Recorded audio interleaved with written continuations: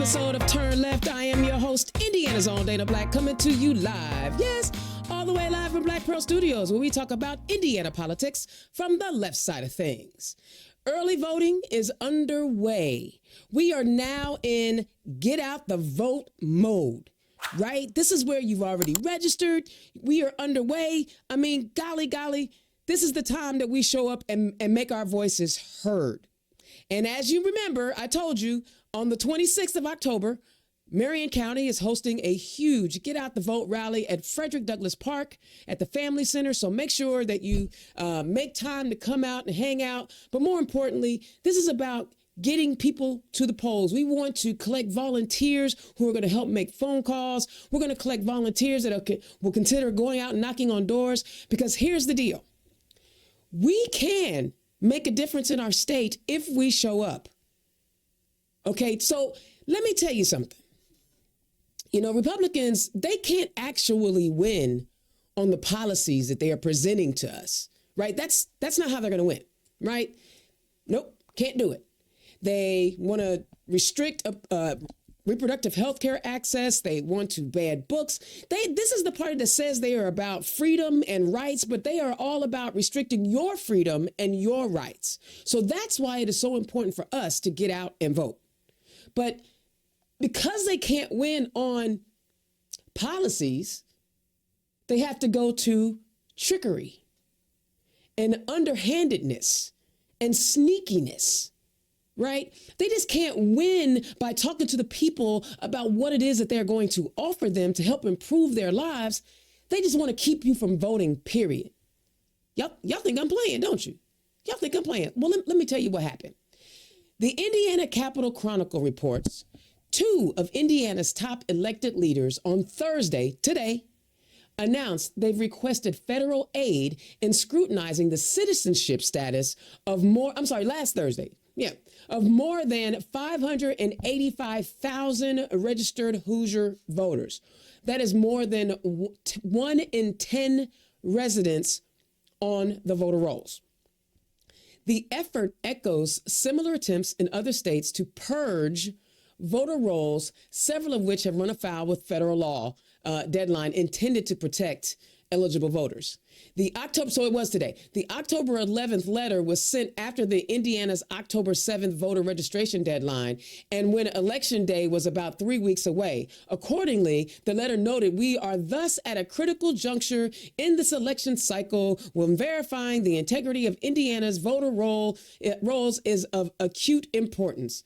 The letter addressed to the U.S. Citizenship and Immigration Services Director Jadu asked the agency to use its person-centric query service to verify a list of names and dates of birth.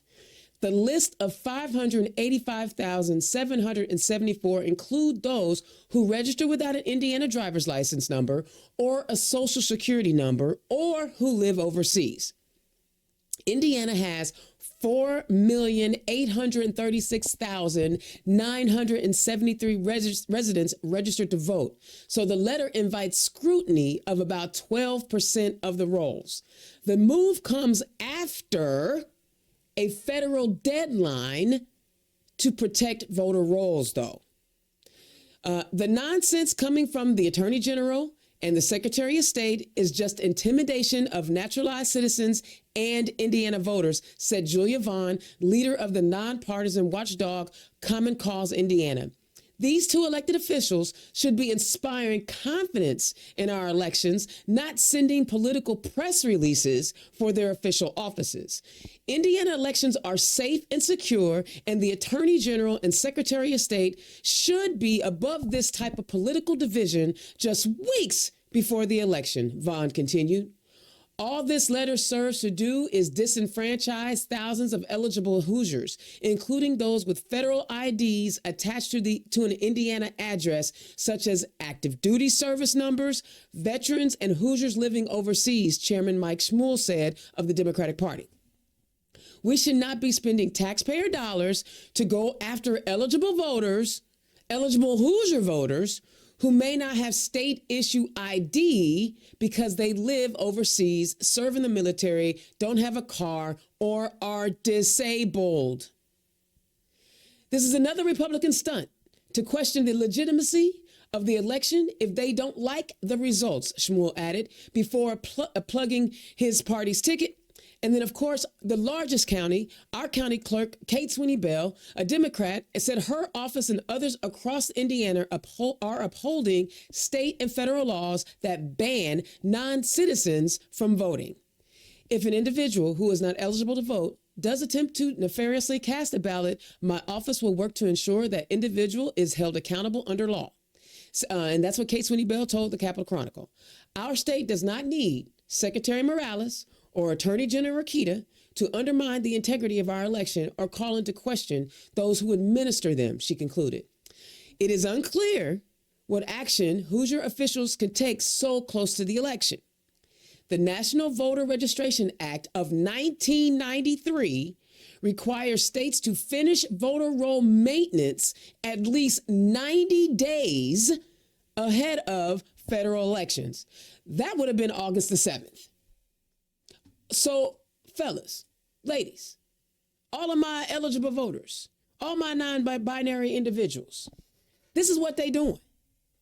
They can't win on policy. They can't win on great ideas. They can't win on exciting the base about something that they are going to do to improve the lives of Hoosier moving into the future. So what do? They try to scare people and intimidate people and try to kick people off the rolls after the voter registration deadline, after the deadline of August the 7th, when they had a time to scrutinize the roll. So why did they wait so long? If you were so worried about people who are registered and they may not be eligible to vote, why didn't you do something before now? Why are you sending your letter now? Why are you trying to intimidate the federal office to say, hey, y'all have no other choice but to listen to what we do? Listen, judges in Virginia are striking down rules to purge voters off. All of these Republican-held states are doing everything they can to keep us from voting. So let me ask you something. For all of you all out there saying that my vote don't count, my vote don't matter, and blah, blah this and blah, blah that. If your vote didn't count and your vote didn't matter, why do they work so hard to keep you from it? Why?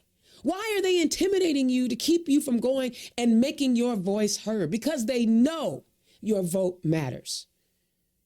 All this is doing is trying to create chaos and intimidation. All they want to do is scare people, but we will not be moved. Nah, see, because I know my history. I know about Freedom Summer. I know about the 3 Freedom Riders who were found in Philadelphia, Mississippi, burned because they were trying to register people to vote. I know about it. I was phone banking last night for Jennifer McCormick and Destiny Wells. And I got to talk to an elderly gentleman who said he was born in Alabama in 1937. And he was ready to vote, and he is voting blue. He said, they Democrats, ain't they? I'm voting for the Democrats. But all I could do is when he told me his story was say, thank you. Thank you for everything that you have done throughout your life to ensure that I and the generations behind me are eligible and can cast votes, to have a say in this citizen government. They don't want you to have a say. They want to control you. They want to control you so desperately that they are willing to turn our country over to an authoritarian.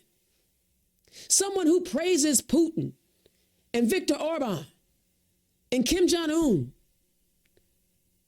and his minions in Indiana, Mike Braun, and the most dangerous human alive, Micah Beckwith. That's who they want to turn our government over to. That's not democracy, y'all. And unfortunately, because they don't want you to read the history books, we've seen this already. We've seen what happens when you turn a country over to authoritarians. The Germans still feel shame for it. Viktor Orban is doing whatever he wants in Turkey. And don't you know, in Korea, North Korea, You can always tell, the story is you can always tell a North Korean from a South Korean because a North Korean is undernourished, and so they're smaller. This is what authoritarians do. They poison their the people who disagree with them. They put them in jail, which is what the Orange Menace has said he wants to do. They restrict media access and restrict free press.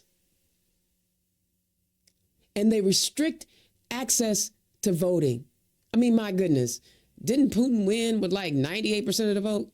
Child, please. Don't nobody believe that. So now, this election, I know they have said to you a gazillion times that this is the most important election of your lifetime.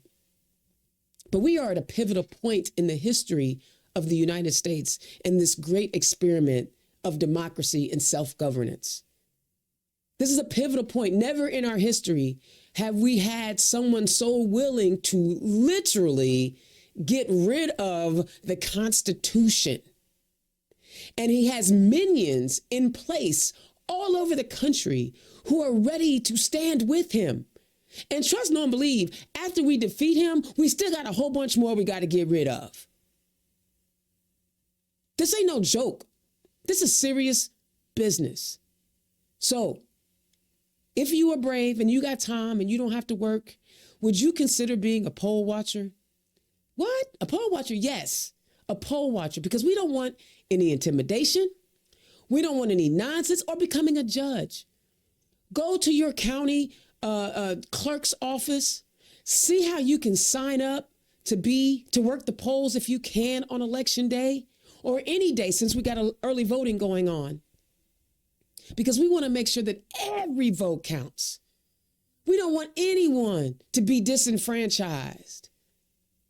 We don't want anyone to be intimidated. And I'm going to show up. See, I'm so fortunate that I work for Act Blue because they give us 10 hours of volunteer time that we can go and volunteer for the election cycle. So I am going to volunteer to be at somebody's poll on election day. Plus I'm a PC. So I got work to do. And I'm so fortunate that my job says, yes, you can take the day. Go ahead. So I encourage anybody who believes in this democracy. I encourage anyone who believes that we want to continue this ability to correct our wrongs and become a more perfect union. Because no, everything ain't perfect. No, there's a lot of messed up stuff. But we can't fix it if somebody's going to tell us who we're going to be. We need to continue to elect representatives who are going to represent us at every level of government. And this is how we do it. Don't play. Don't stay at home. Do not sit this one out, y'all. Because guess what? Our lives absolutely depend on it.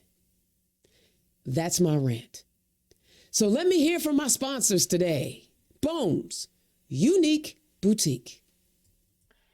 Today's show is brought to you by Bohm's Unique Boutique. Click on the QR code. And for all Turn Left listeners, you can get a 10% discount on your order by using the code Democrat. Be sure to visit www.bohmsuniqueboutique.com.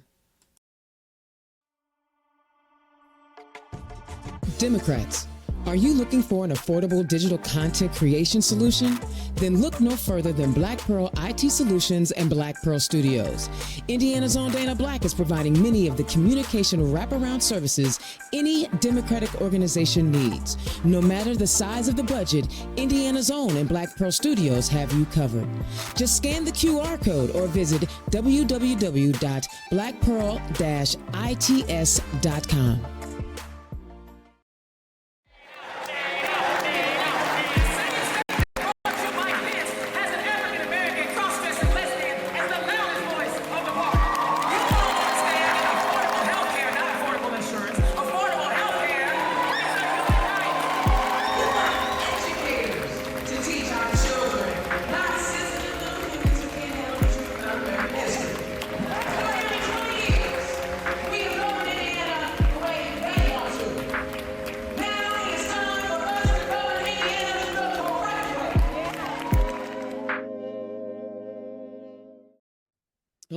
All right.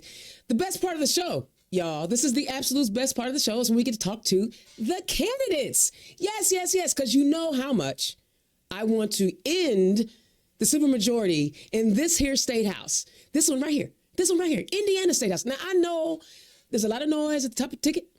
I talk about the orange menace all the time, but our state house is what's going to, that's where all the power is. Real talk. That's where all the power is. So tonight I got two guests who are running for the House. I'm excited because we need to end the supermajority, because if we don't, Lord Jesus, Democrats only have to show up to work and they can pass whatever they want. Think about that. Not even having a say in what's going on. So first up, running in House District 60, we have Michelle Higgs. Michelle, welcome to the show. Hey, thank you so much, Dana. And of course, my guy, the musician, the bandmate, running in House District 23, Rick Rouser. Rick, welcome to the show. Thank you, Dana. Thank you for having me. Appreciate I'm it. so grateful that you guys took time out of your busy schedules because it's crunch time. I get it. But thank you for coming to talk to our Turn Left listeners. Y'all, was there anything in my rant that you wanted to comment on or emphasize for your voters? Michelle, you can go first. Yeah. I think I actually was trying to jot down that last sentence that you said. We can't fix anything if someone's going to tell us who we're supposed to be. And that was just a really powerful statement right there. I feel like, the attack on voting, the questioning all of the time, putting doubt rather than putting forward good ideas. It is exhausting. And I think I appreciate everybody that is putting in the effort to work the polls, watch the polls, behind the scenes, making sure that voter integrity is there. And it's sad that we actually are having to fight our own elected officials to vote. Yeah. So thank you. That is sad that we have to fight our elected officials, but we need to hold them accountable. So I'm ready for the fight. Rick, did you have anything you wanted to add?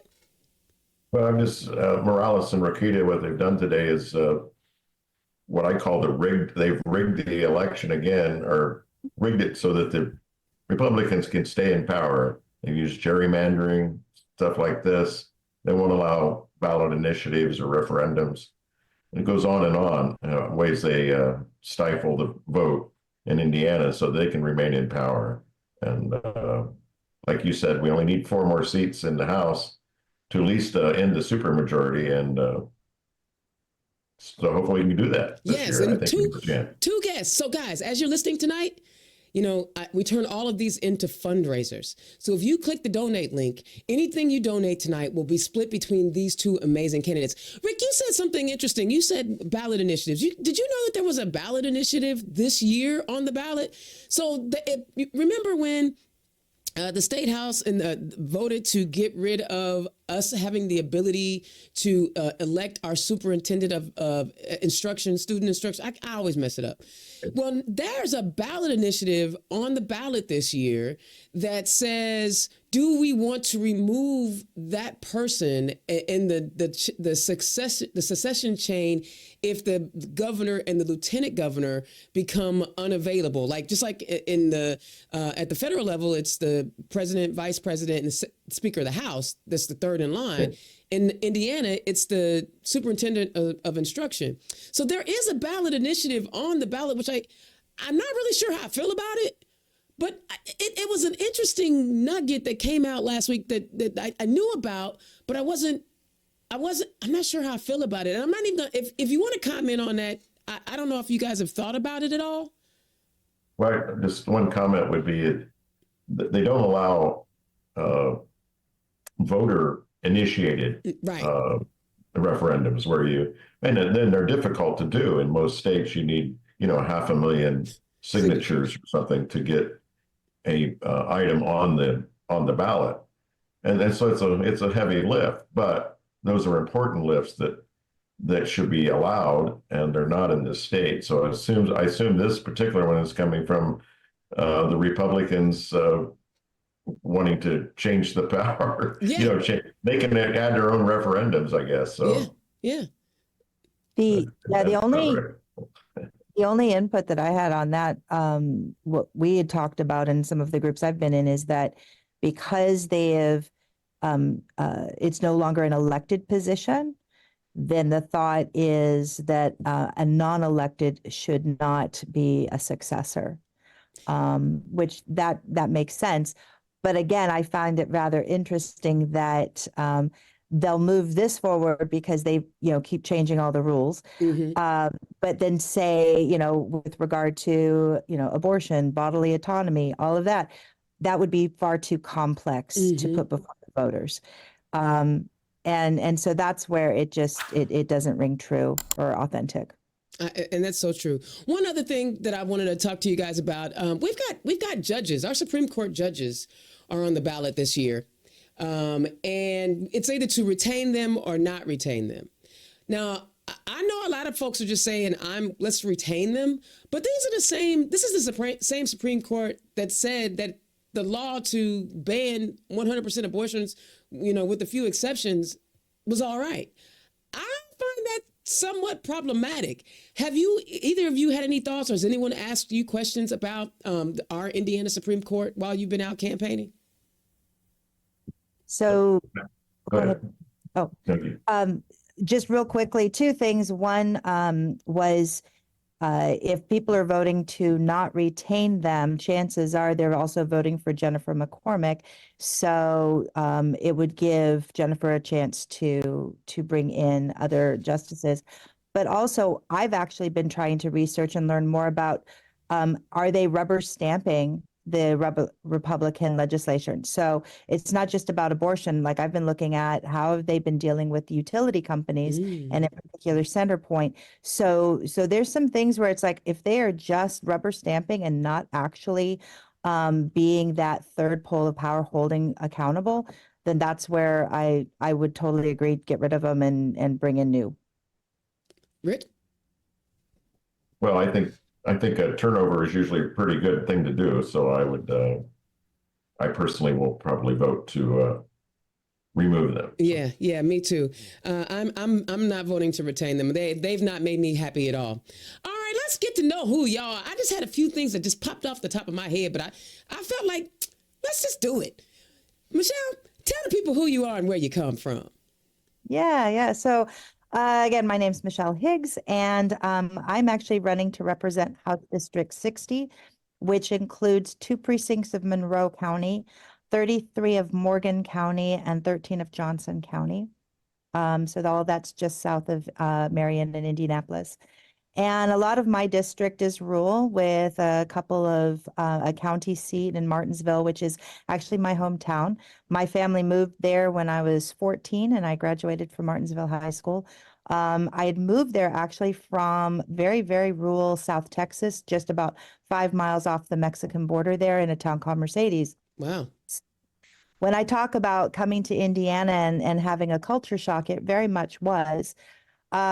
My dad managed a gas station on Main Street for like 28 years called Swifty. It was one of the few where they actually pumped the gas for everybody. Fun fact, because Destiny Wells is also from Martinsville. And so she told me that at a particular point, she realized that she had never pumped her own gas because she always went to Swifty. And so she blamed my dad one day when she had to pump her own gas and didn't know how to do it. It was just like, what am I doing? Anyway.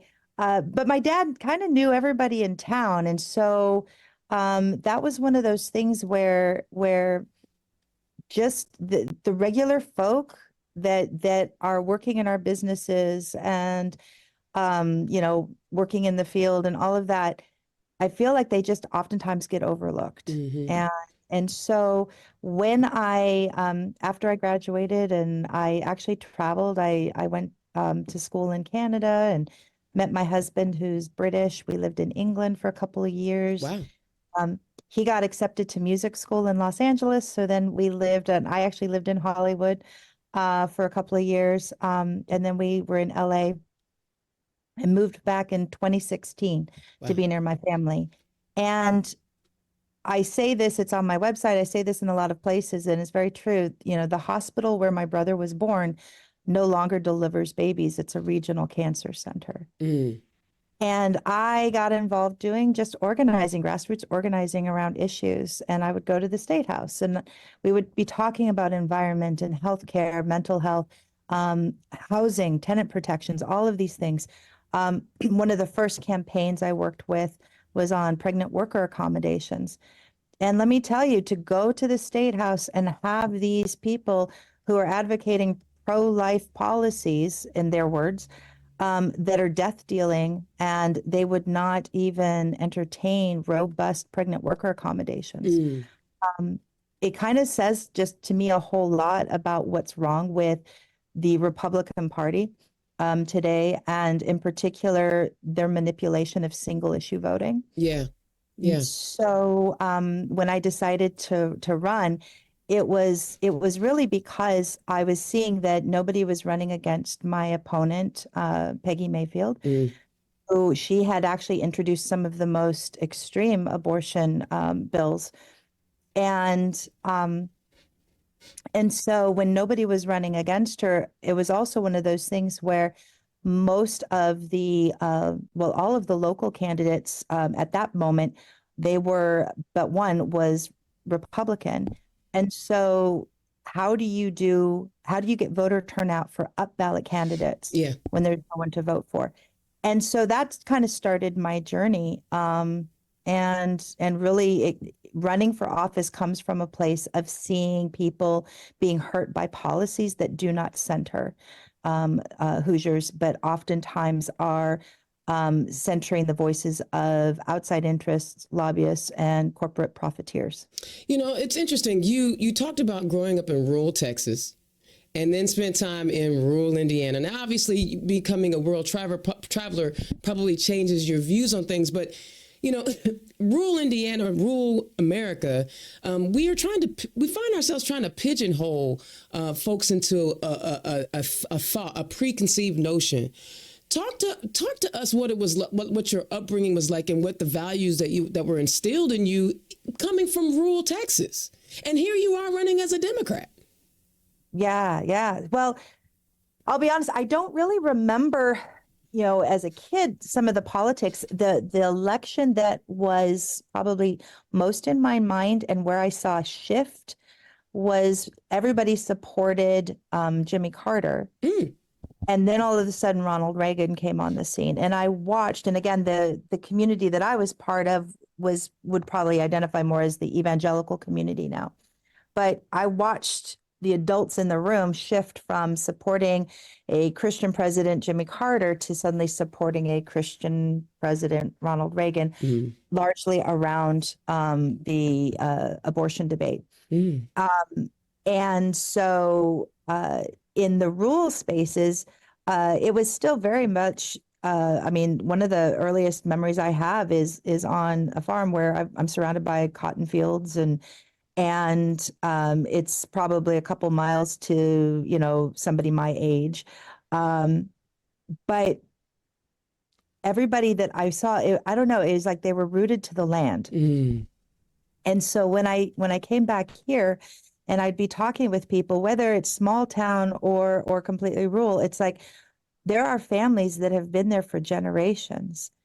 And they are watching the things that were supportive of their families being left behind or actually eviscerated through policy, through economic development that's not favorable.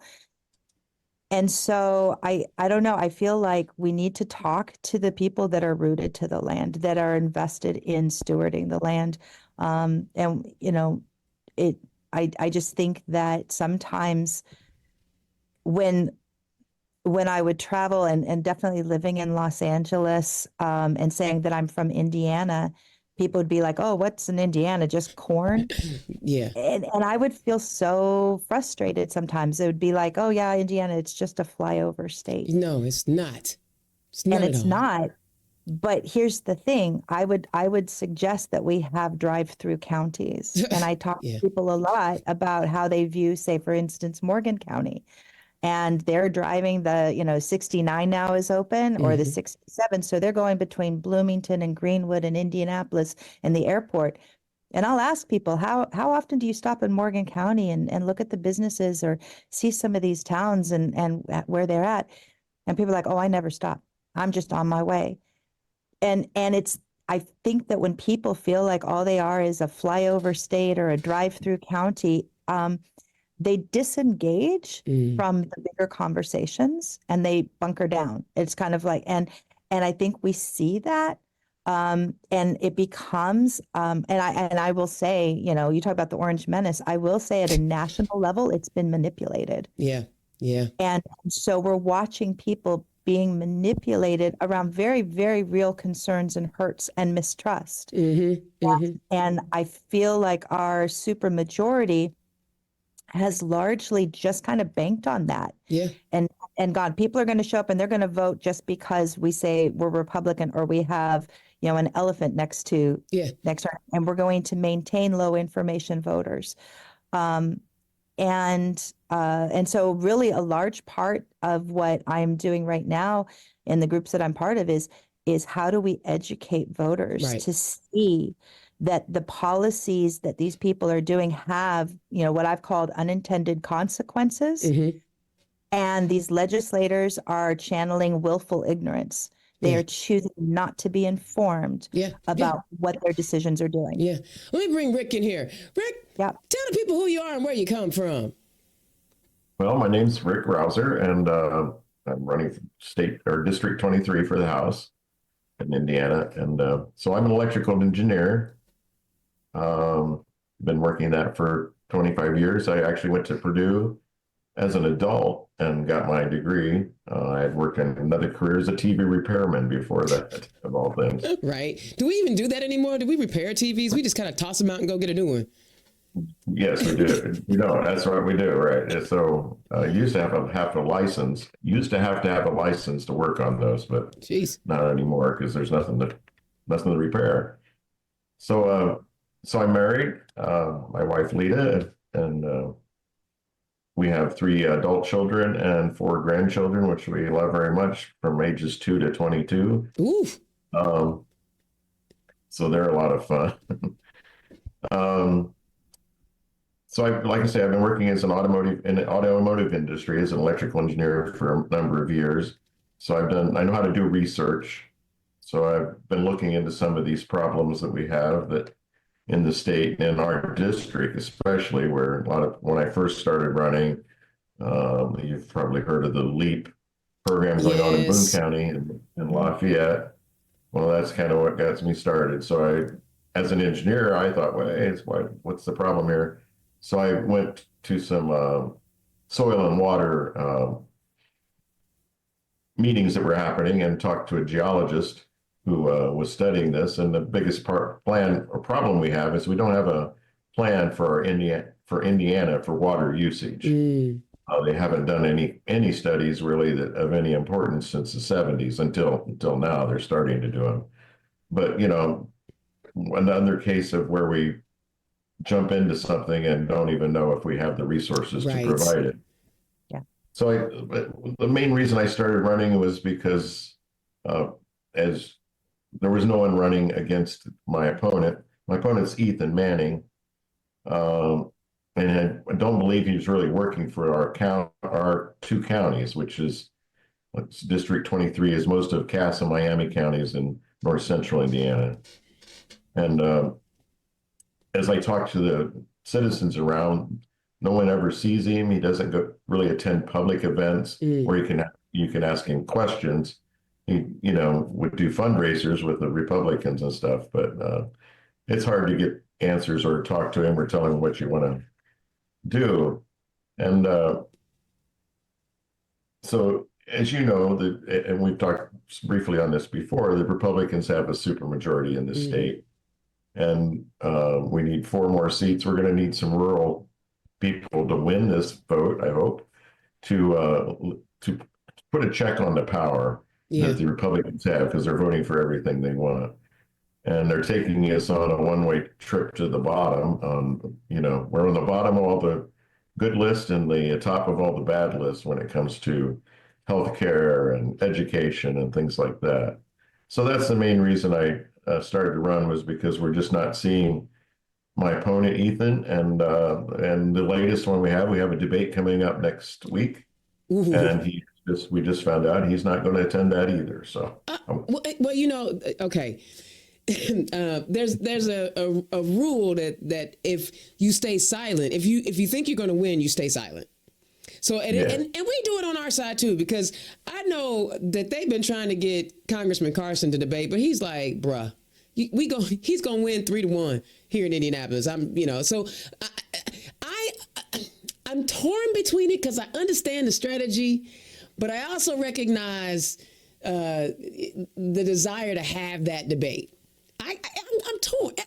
Oh yes, from my point of view. Yeah. But the point making is because he uses the same strategy on everything he does. He doesn't talk to the people. He won't let them ask questions because thinks he's a shoo-in. I hope he's not. Yeah. Now, Congressman Carson shows up everywhere, and I just want to make that very, very clear. He ain't never scared. Good, yes, and I see that from other representatives too, especially on the Democratic side. Sheila Clinker and Chris Campbell from Lafayette seem to be at a lot of events and taking questions and stuff.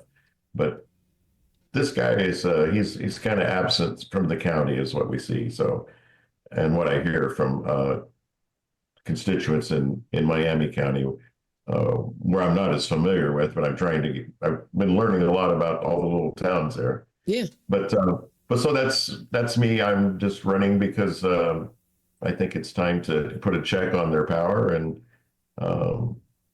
put somebody else new and send Ethan home. That's our slogan, I guess. So. Okay, we're gonna send Ethan home. You guys are both representing really rural parts of Indiana, and as of late, again, Republicans are just so repugnant at times.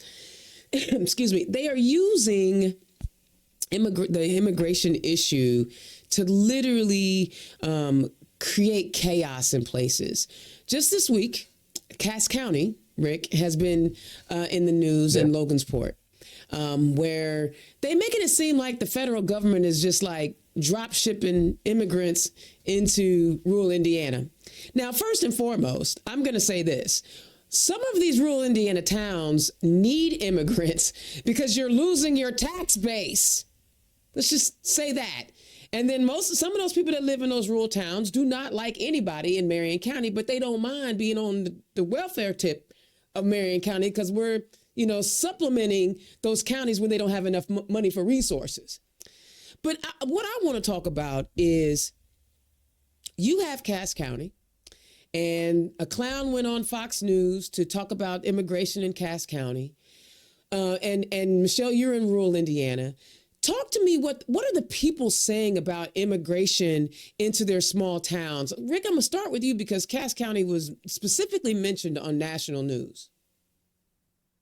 Yeah, so we've been a town of immigrants forever. First it was the Italians, and then more recently with a meat packing plant, Tyson. Several years ago, they started bringing in people from Central America, Hispanics, and Mexico. And those people have now acclimated to the community and are, they're the ones you see actually out putting siding on houses and fixing up houses and fixing up the downtown. The downtown suffered from, the blight from the 70s where they built the mall and the downtown just kind of died. Mm-hmm. But lately, the buildings are now being reoccupied. They're with restaurants and other businesses, a tent rental. There's all kinds of businesses going in. So the downtown's kind of reviving again, and it's due to the immigrant population taking over in these places. So now we have some Haitians who were coming, refugees. They were, because of earthquakes and political violence in Haiti, they were applied for asylum and were given temporary status. I heard, I'm not sure on this, that some churches, mega churches, actually sponsored them to come to the U.S. Okay. But the point being is Tyson, the meatpacking plant, who was previously employing a lot of Hispanics, well, some of those Hispanics have found jobs in the next county with the new battery plant that's going in. Okay. It's a little higher wages and a little less, the work's not quite as hard. So Tyson was looking for people to work. And so these Haitians came to town. They're employed for the most part. And so that's how they got here. So the biggest complaint I heard, there was a city council meeting on Monday, and I watched a video from it. A group of people went there, and their biggest complaint, I thought, was that the new Haitians were rude. At Walmart, they wouldn't step aside when they were coming through. I'm sorry, say what? I don't know if any of these are founded or not. But personally, my few interactions with the Haitians have been just fine. They're just very polite, and some don't speak English. And, but that will they'll soon start to figure out. Their kids will speak English before they do, probably, and teach them. So I want to go back to something you said. Okay. You said, first it was people from Central and South America who were coming over, and they were hired into Tyson. And that was one level of work that may have been not so great work. So apparently there weren't enough people, native born Cass County people, to take those Tyson jobs. And then a new battery factory came in the next county over, and they went over and took those jobs. And still Tyson doesn't have enough people, natural born people in Cass County to take those jobs. So Haitians are now taking them. So basically what you're saying is they're not taking anything that anybody else didn't want. Yes. I mean, the wages at Tyson are pretty good, and they take all that apply, but they do have a huge migrant or immigrant, I should say, workforce, because of the way it's been going on that for years. Because yes, enough white people didn't take the jobs at the time. It is good work out there. A lot of the jobs are very hard, very difficult, long hours, and you got to be willing to work. They do pay pretty well, but the battery factory, the new one, pays a little better, and I would believe, because I have worked at the meat packing plant before it was Tyson's, when I was 19, and it was very hard work. I only lasted about 30 days before I had to quit. Love it. But so they taking those jobs, but you're right. That's kind of the sequence of events. Tyson's looking for people to work those jobs. They offered them to the Haitians, who then came to town. Yeah, because white people wouldn't take the job. I wasn't going to say it that way. I was trying to be like, neutral.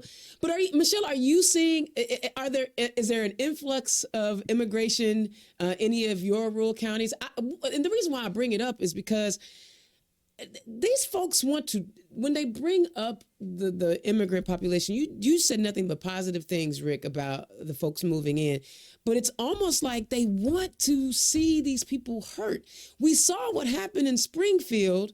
And so to turn around and perpetuate it again, and Micah Beckwith is the main one to do it. It sounds like they want to see these folks get hurt. But Michelle, are you seeing that level of immigration in your counties? We don't have those kinds of employers. Okay. So it's a little bit different. But what I find interesting, and Rick, you touched on it a little bit, was when you're saying like the mega churches were sponsoring the Haitians. So this happened, gosh, I want to say during, Trump's first term in office, and we were seeing a lot of Latin American coming up. Mm-hmm. And it brought to my mind, because I was hearing from people at that time that they were complaining about all of the immigrants, and in particular the fact that the children were coming over unaccompanied. Mm. And it brought to my memory when I was a teenager, our church, we went down and we did missions trips down into Guatemala, and the people there were incredibly gracious. And I remember thinking about what is it like if you are going down with a group of people, telling people how much you love them, appreciate them, whatever. And that generation grows up, and there is, whether it be economic or environmental or whatever it is, a calamity. But you remember as a child meeting some Americans that were incredibly generous and incredibly gracious. Would you not think that I need to get my children to someplace safe? Yeah. And America has said that they loved me. Yeah. Yeah. And the That's a great fact point. that we have voices in churches speaking anti-immigrant sentiment is just horrible to me.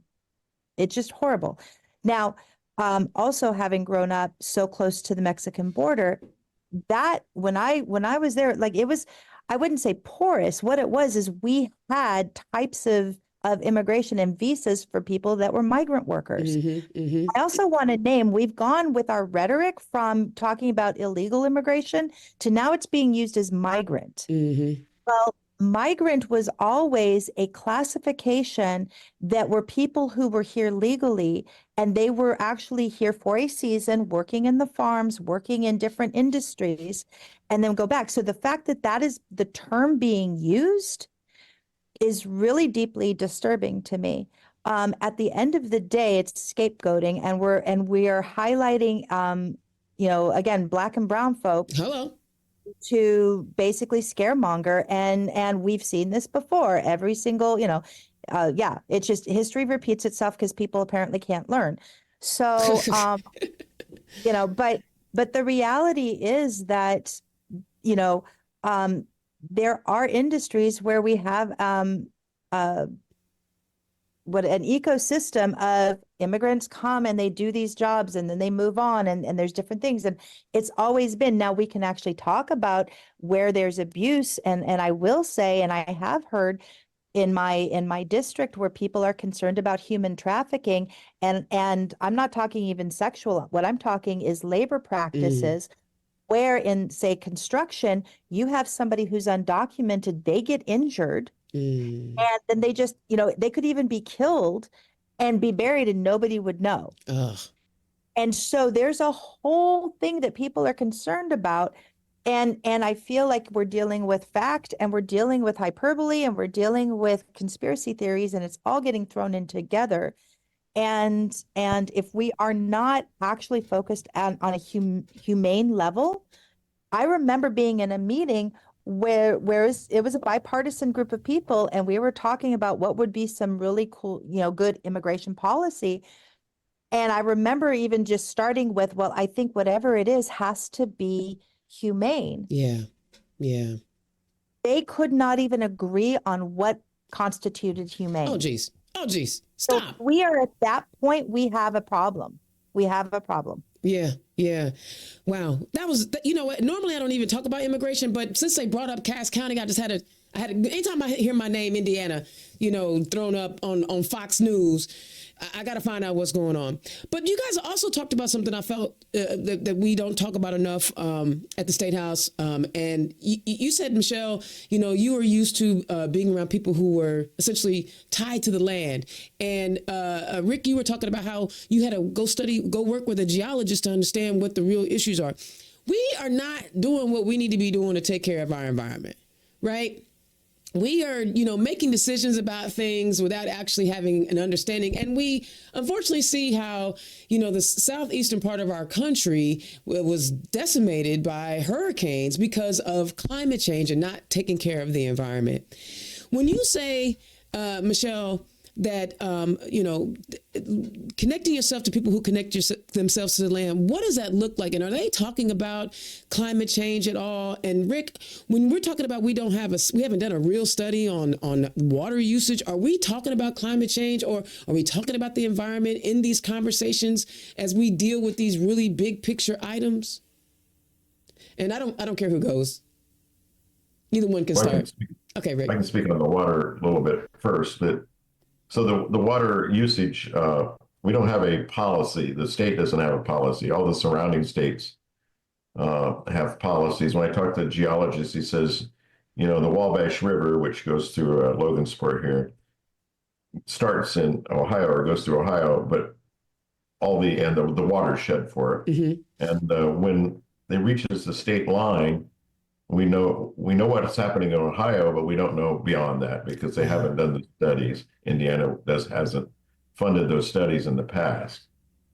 So do they we have a may reason have why they don't study them? I'm sorry. Do we know of a reason why they don't want to study?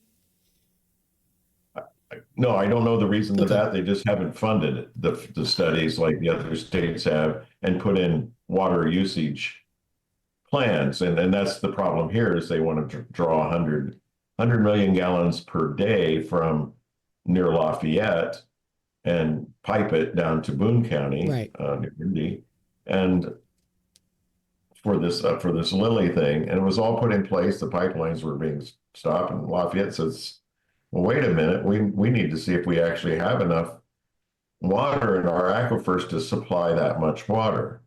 So it's on hold for that at the moment. Although I guess they're still in pipe. I'm not sure on that one but I've heard that.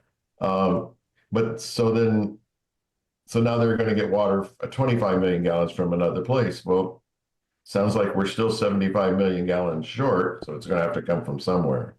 What's a concern for us here in Cass and Miami counties, which are farther up the Wabash watershed, is that if that aquifer gets tapped out there at 100 million gallons a day, and the next aquifer that they would go out if there's another development program would be here in Cass County, where the Eel River and Wabash come together, according to this geologist. But his thing was, we may have the water, we just don't know. We haven't made the plan. And he pointed out that the Ogallala, if I said it correctly, reservoir or aquifer, which was in Oklahoma, Kansas, and Nebraska, huge aquifer that they thought was unlimited. They pumped it dry in the 1930s, and we, not only because of that, but that was part of it. It was the reason we had the Dust Bowl of the 1930s. They ran out of water.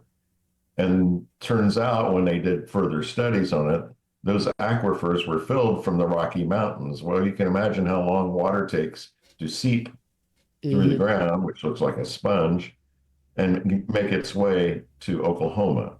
It takes a while. It takes a long thousands of years. So it's a huge problem.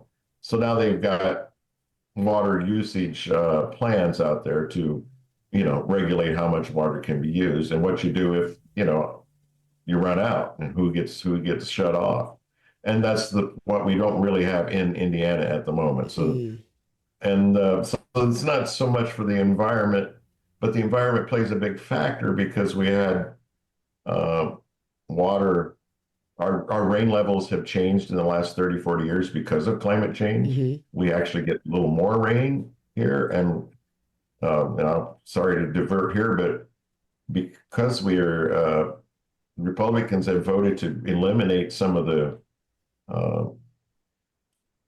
water, not the watersheds, but the wetlands areas and reclassify them. Those wetlands act sometimes as a sponge to absorb extra water. And we can catch that in dams and stuff, but away from the dams, if these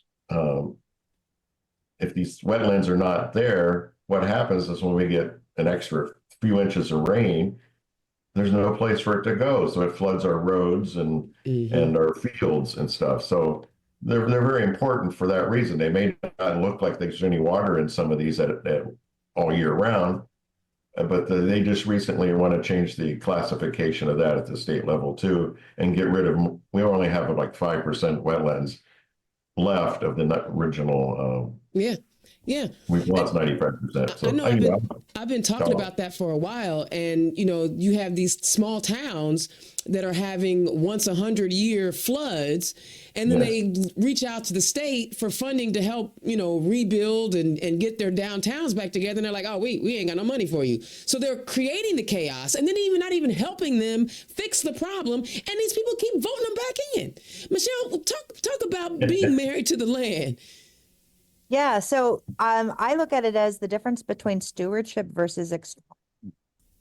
And in our society, we tend to go more for extraction and looking at these resources as commodities. again, coming from living for, 25 plus years in Los Angeles, which is what we call an artificial oasis because it's actually desert. Yep. And there's a corridor that goes between Los Angeles and San Francisco where they have had water fights for a long time. There's big signs that says, this drought here is due to politics and whatever. And part of that comes from they decided to have crops like almonds that are very requiring a lot of water. So here you have, and then they have to ship in water. So when I am hearing things about the LEAP project and things like that, I'm like, ding, ding, ding, this seems really, really familiar.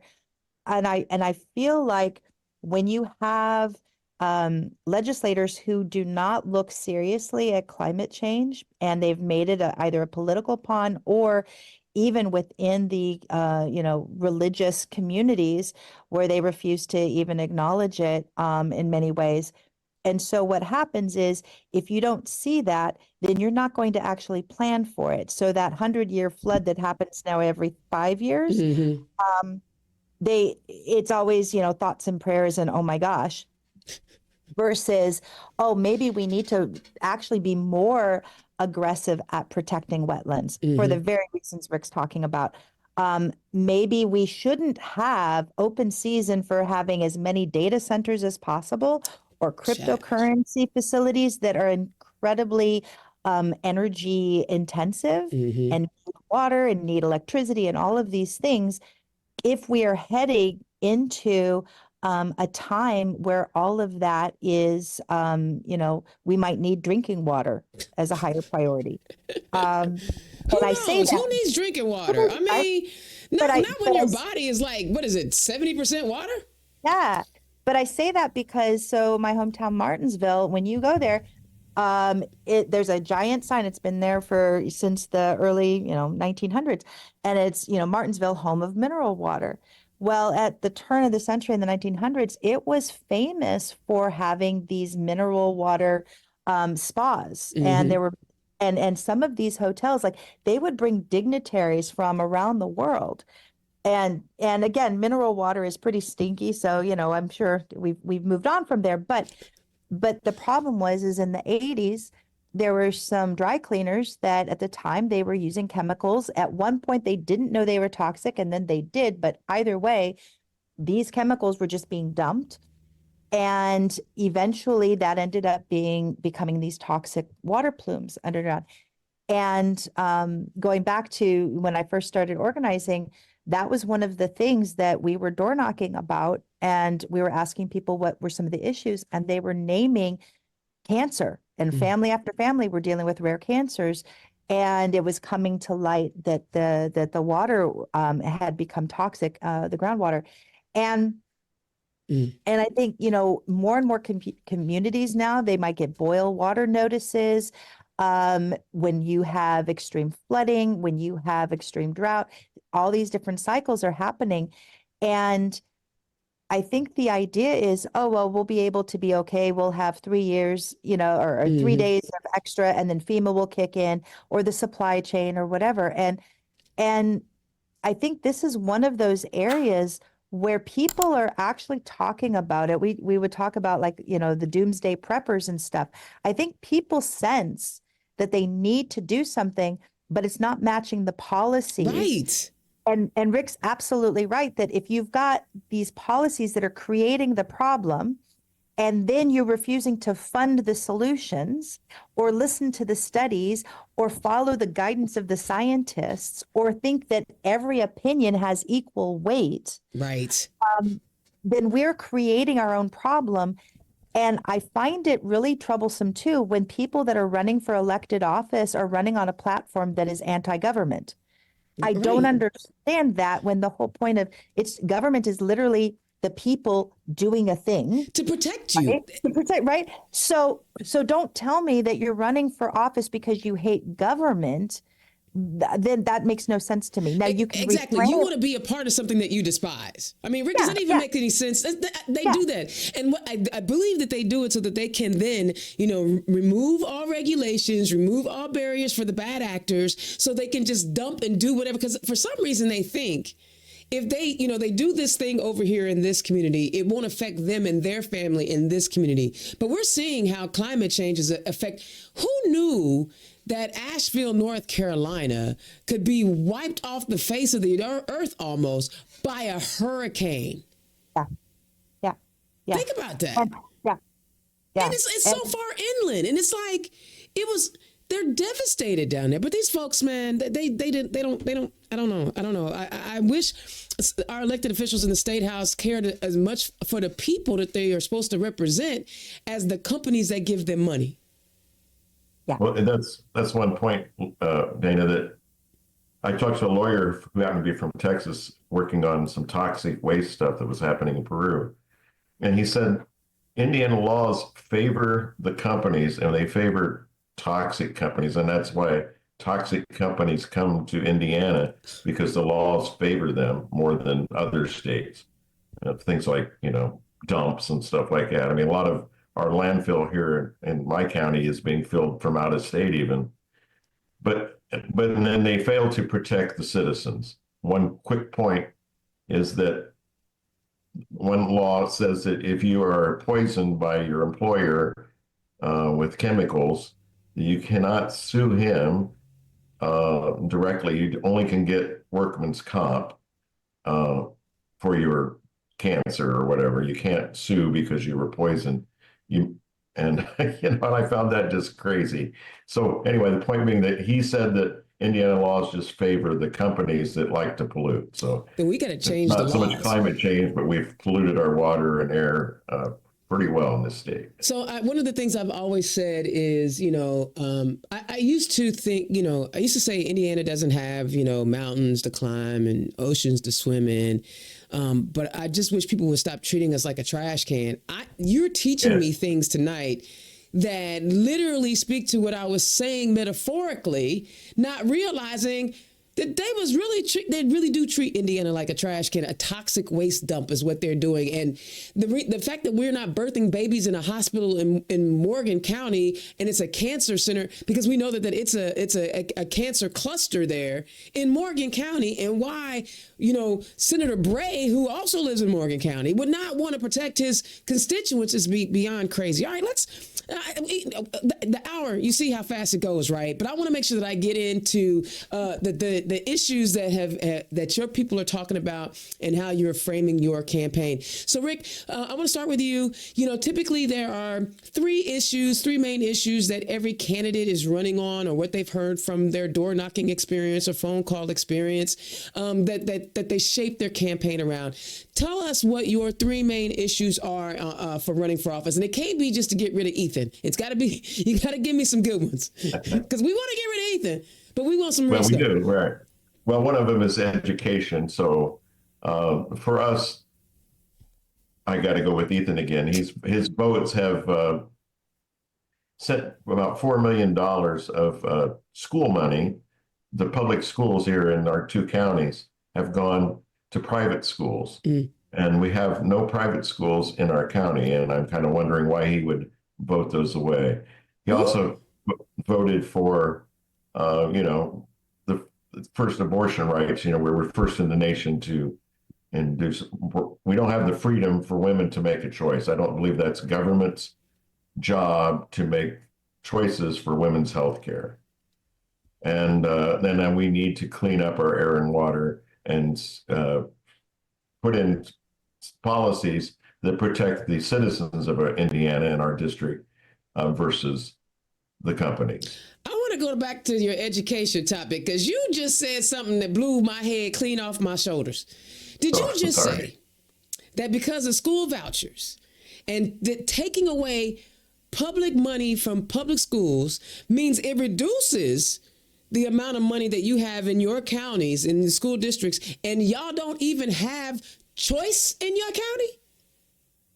No, you have choices to go to other schools, but this money is being taken and funding private schools, and most of the private schools in Indiana are around the 465 Beltway around Indianapolis. Yes. We don't have any in our two, and here. I guess one is going to open up, but it's a small one, 24 students or something like that. So the money's going to So private that money's schools, and going- so the young people in your township can't take advantage of those private schools because there ain't none, unless they want to drive 50 miles. That's correct. Wow. And the new voucher, with these vouchers too, the schools are having to do marketing to say, hey, come to our school, it's better than the other county school. And and some schools just don't have good marketing. They may have a great But school. why do you have to market a school? You need the number of students. I know, but that's just approximately $6,000 per student as part of your income. That's money that could be going towards educating the student that they're now having to allocate for marketing. Y'all, do y'all see how this is it just keeps getting worse and worse. Like it sure does. Oh my God, you got to take money that should be for teachers and education and the student and do marketing. Y'all, This voucher thing is terrible. Michelle, give me your three. So my three, basically healthcare, which is the reproductive and mental health, particularly housing particularly around tenant protections and that ecosystem to get people into homes. And obviously with property taxes, there's something there too. And then education, again, vouchers. Now we do have, there's charter schools, there's some Christian or parochial schools, and I don't know if we've got any directly private, but we do have voucher money going to that. The other thing with regard to education that's deeply disconcerting right now is the new high school diploma that they're putting forth, that they just came out with the second round, and I'm still trying to get my bearings around that one. But I have a school district in my district that is very rural, and when I talk to some of the parents there about this, they kind of laughed because with this new degree, we've talked about the work study that they're trying to do, having the kids go and have off-campus jobs. And the reality is for rural schools, where are those jobs that they're going to be able to do? How are they going to get there? If they're at least 20 to 30 minutes away, who's driving them? Because they're 14. Right. And what's also very laughable, so they're talking about this for juniors and seniors. Okay, so fine, maybe they would have driver's licenses, but here's the thing, they defunded driver's ed in the public schools. So now they're saying, well, maybe we can put money in so people can get private driving lessons. Like, it's just everything they propose, it's not thought out. And they're saying, and correct me if I'm wrong, but I think it was based off of, was it Sweden or Switzerland? Which country? That they've based this off of. Either way, it's a European country. And I'd have to say, well, Europe has universal health care. They have public transportation. They have an infrastructure that's already in place. So you can add on this layer of a work education pathway in such a way. It works for that. But they haven't looked at it here. We don't have the infrastructure. And then to turn around and say they have to make a decision on it, by mid-December. I have, and I neglected to say this at the beginning, but I have 3 kids. They actually span 3 generations, if you can believe it. I have a daughter who's almost 30. I have a son who's going to be 13, and I have another son who's going to be 10 this year. So the 13-year-old is the guinea pig for this. He's in 7th grade right now. As this comes into play, it is his class that they're going to be implementing everything. And when I look at it, first off, we're a right to work state. Right. So what's the guarantee that he decides, okay, I'm going to go and I'll be an apprentice. I'm going to go work in this company. And then as soon as he graduates, that company could say, thank you very much, you're out of here for whatever reason. And then does he have the education to go and immediately go, I'm going to upscale and go back to school? Or does he have to start over because he didn't get the courses that he needed? So there's so many questions that they just have not answered, not to mention, going back to the voucher thing. And Rick, you're talking about like this need, the competitiveness. Kids can go to other schools. And that's what they think of. They're thinking of education as being the marketplace. And just like in the free market, whoever builds the better mousetrap wins. I do not understand why they put that thinking both around education and around healthcare. It's like, if I don't care where I move in this state, and it almost sounds to me like people who have never moved beyond a 30-mile radius in their life. Because if I change, whether it be the state or a town or whatever, you best be thinking, I want to have the same kind of quality of education. Definitely the same type of curriculum. Like, are we learning this or not? And so if you keep siphoning money out of these small town and rural community schools, they're going to close down. I don't understand why Indiana has a law where if a public school closes down, a charter school can buy that building, that infrastructure for $1. I don't get that. I don't get that. $1. Right? And the thing is as a parent, I may think I can homeschool. I may think I can find them a charter school, a parochial school, whatever. And let's say it doesn't work out. At the end of the day, my child is required to be educated. That local public school is required to take my child. And so that infrastructure has to be maintained should I suddenly decide to go there. But I'm going to take this conversation one step further, because there's another aspect to all of this that I think gets lost on us as we are having this real serious intellectual conversation about education. You end up with a generation of people from rural Indiana, which in Indiana, unlike southern states where rural Georgia will have, Black folk and Hispanic folk. In Indiana, most of the rural people are white. Okay. So you have generation after generation of white folk who have been poorly educated and don't have what they need. And they see people around them amassing wealth or amassing opportunities. And then they become incredibly resentful because they don't understand, well, wait a minute. I'm an American too. Why am I not? Why are they getting something that I was supposed to have? And that's what we are seeing right now play out. Yep. There's a lot of resentment from people whose politicians, who the people they have elected, have decided that their education wasn't worth the paper that it's printed on, and said, well, we don't care if you ever get a quality education. We want just certain people, just a few. And now you have a bunch of people who don't know how to, use their cognitive skills to disseminate information, are being fed a bunch of crap. I'm gonna get off my horse, man, because it pisses me off, because it's a never-ending cycle that we're doing in our society that creates, negative outcomes no matter how you look at it. And these people continue to be reelected and reelected and reelected. And we are, in the citizens of Indiana, suffer. We can't breathe. We can't get an education. We can't have water. We can't get help with flood. Y'all, this is probably one of my more educational episodes. I learned so much talking to the two of you, but that's what happens when you talk to, an educator and a world traveler. They give you nuggets, and an engineer. They give you nuggets about things that you did not know or were not aware of. And that's why it's important that we send candidates like Rick and like Michelle to our state house so we can bring some common sense to the state house. I mean, are y'all as frustrated as I am at the outcomes that we're seeing?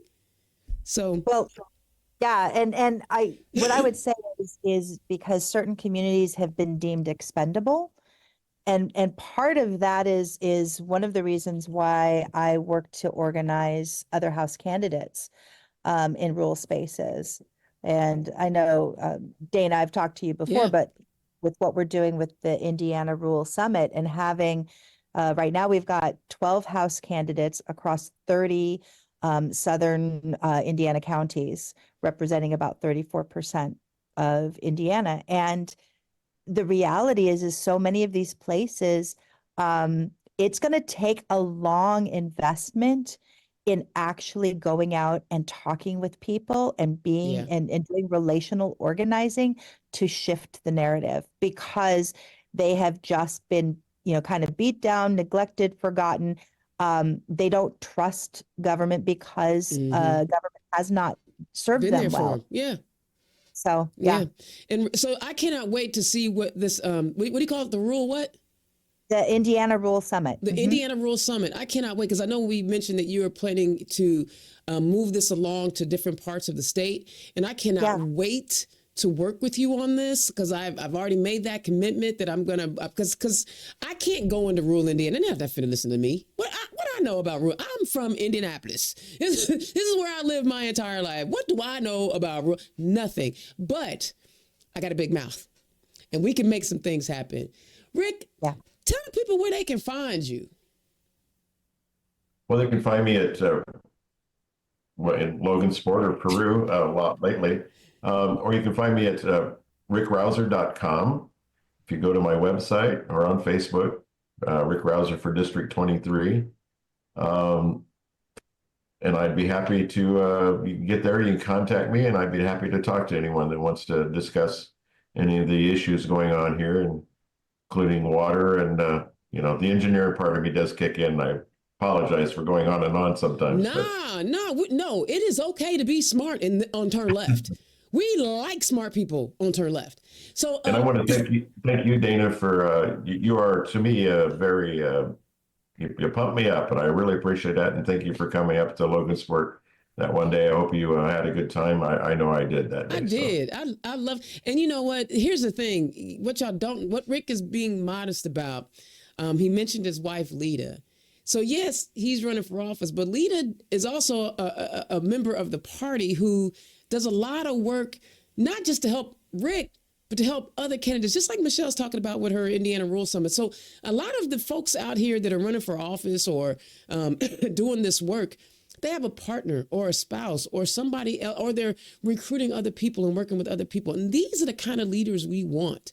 We don't want self-centered leaders who just feel like, oh, I look good on a poster.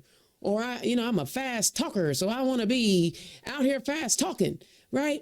So Rick, he's being modest. They do a lot of work in that area in District 3, right? District 4 or District 4? 23.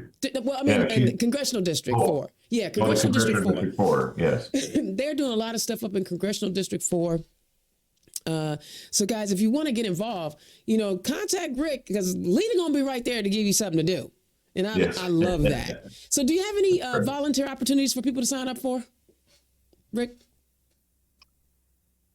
Well, yeah. So like I say, go to my webpage. We have we have a volunteer area there, and you will indeed be put in touch with Lita, who's actually my campaign manager. And sometimes, she's so helpful to me. I couldn't do this without her. So I love that. Michelle, tell the people where they can find you. Yeah, so I'm on the internet at voteformichellehiggs.com.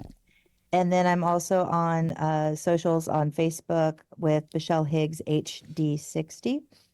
So yeah, definitely check me out there. On my website, I actually do have quite a lot of information. I've got a blog. I've got I put any kind of news stuff that I'm in or videos. So for the most part, if people are curious, I've wanted to have that be a great resource. As it should be.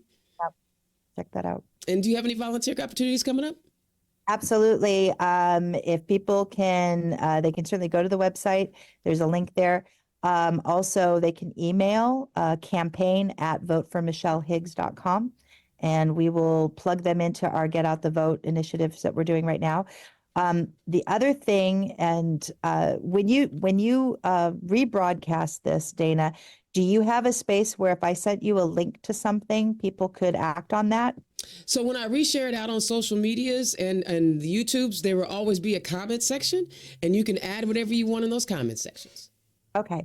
Yes. So kind of our big ask right now is my husband helped produce a campaign video that's about a minute long. Yes. That's themed around Stranger Things, specifically to talk about breaking the supermajority because we're in the upside down right now. And our big ask is to try to have that go viral and really get that shared around So yeah. Absolutely. Well, make sure you post it. Guys, thank you so much for joining me. I mean, again, this was a headsy. This hit the cranium tonight because you guys were giving us some I don't think anybody's ever said geologist on the show. And I might have had somebody to study geology, but we ain't been talking about water. I mean, this was a good conversation and I learned a lot. So I want to thank you guys for putting your names on the ballot and doing the work. Because like I tell people all the time, you know, people always ask, well, who was the party running for this and who's the party running for that? No, these candidates take time out of their lives to run for office, to raise the resources, to get their messaging out. They are servants. Right? They are servants. They want to serve you in the community. So thank you so much for joining me, guys. Don't hang up just yet. Guys, look. Indiana's own Dana Black, turn left. We're bringing the candidates. We are in the final 20 days. We inside 20 days now into the election. And now more than ever, we need you to be committed to helping candidates. Time, talent, or treasure. Can you knock doors? Can you phone bank? Or can you, donate some money? Click the link to donate to the candidates tonight. But more importantly, do the work. And I wanted to shout out my good friend, Christine Bohm, real quick. At Act Blue, we have a marketing team and we have a podcast, and they reached out to us and said, who do we think could do the thing? And I recruited Christine. She did the Act Blue podcast, and I'm telling you, she knocked it out of the box. She brought a lot of energy, a lot of, never give upness. If you get a chance, go scroll down my Facebook page or on my LinkedIn page and listen to the Act Blue podcast featuring Christine Bohm.